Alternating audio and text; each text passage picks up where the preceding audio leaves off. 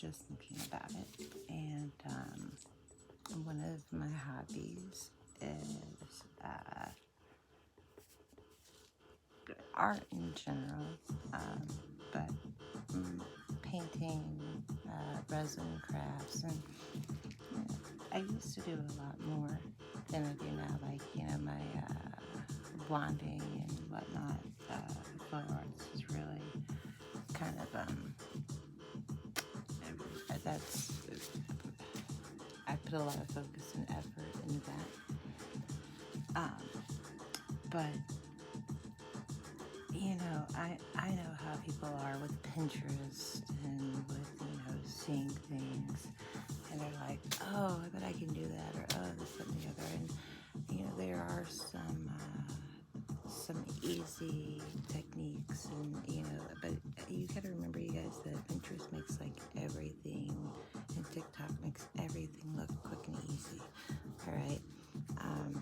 But it is hard sometimes to go through like all the different like resin artists and acrylic pour artists that have already been established for like ever, and they they're kind of like, now remember, and it's like you have to go back and you have to watch like their very first video, and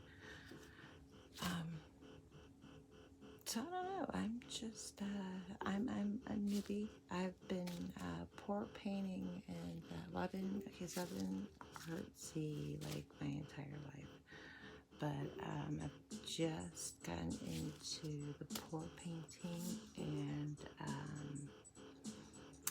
the resin here like in the past 3 months, maybe not even that long. So what I was going to do is I was just going to make a quick video about some of what my recipe is for whether I want cells or if I don't want cells and things like that. And really and truly, you guys, I have found that it does not matter. Like, you can use what works for you, right? Like,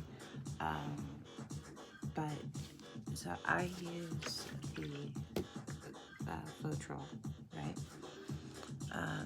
And I always get the gallon size because it's like economically it's way cheaper. Anyway, and yes, by all means, go to Pinterest and actually read the things that you pin, because I have a bad habit of pinning stuff and never going back and reading it. But like dollar store supplies, $1. Mixing cups for $1. Like $1. But anyway, so you got the Floetrol, and you essentially you really just want to fill this bad boy up. I don't even know why I stopped.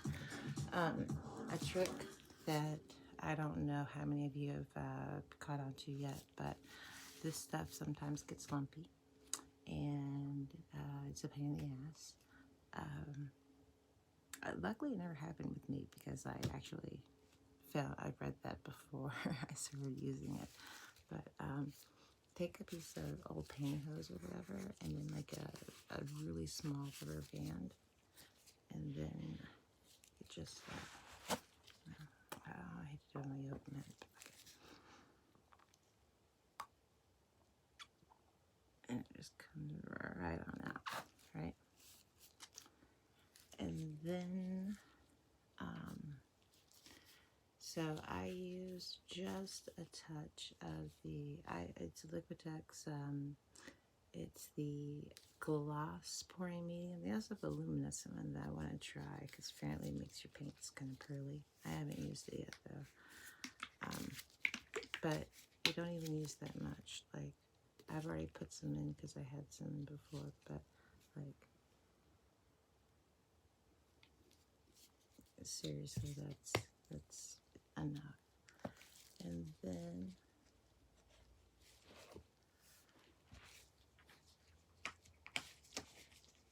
so this is my Floetrol Flow bottle, and yeah, I happen to find it before I get done mixing these paints up. I will show it to you. But Liquitex, this company makes a product called Flowade. You don't need a whole lot of it, and you just put it in your water. Now, I always use my old Fluff bottles because, you know, you get some Floetrol in it. So, not much at all, like, just enough, right?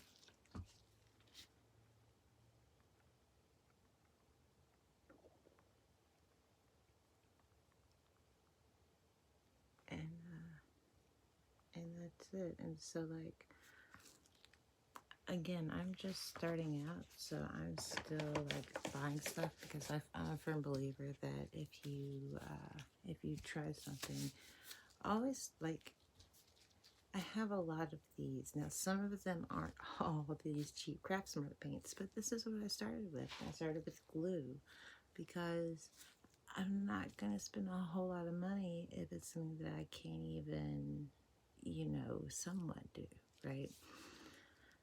So you'll see me. I'm right now. What I'm doing is I'm filling up on my neons because, like I said, I ran out of Floetrol.